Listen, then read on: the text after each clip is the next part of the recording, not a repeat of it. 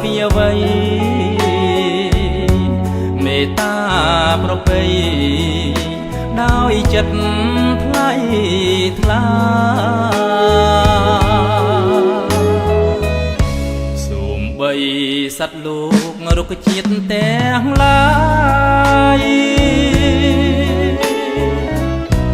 រស់មានរូបកាយជីវិតនេះណា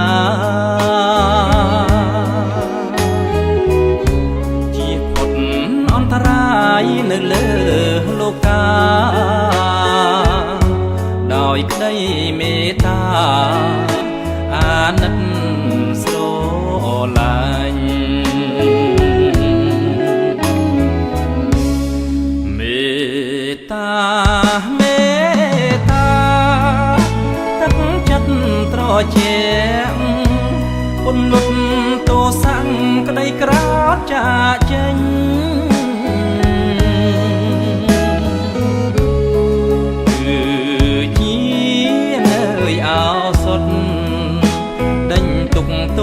ម្នេញចម្រើនពោពេញបាត់ក្តីក្រហាតបានមេត្តាជាក្តីប្រាថ្នាដ៏ល្អវិងសេះបវរពុំពោះហួស្មានដល់ការគោរពជាប់ក្នុងសន្តានចិន្តាកើតមានក្រសោបលោកា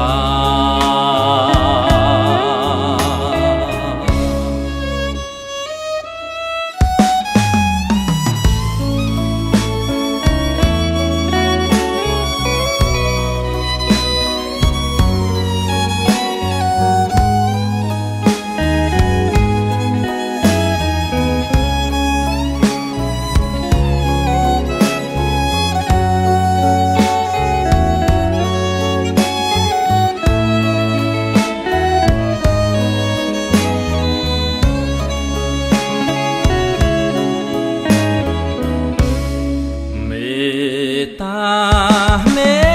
ត្តាទឹកចិត្តត្រជាក់ពុនលុតទោសៈក្តីក្រោធចាកចេញ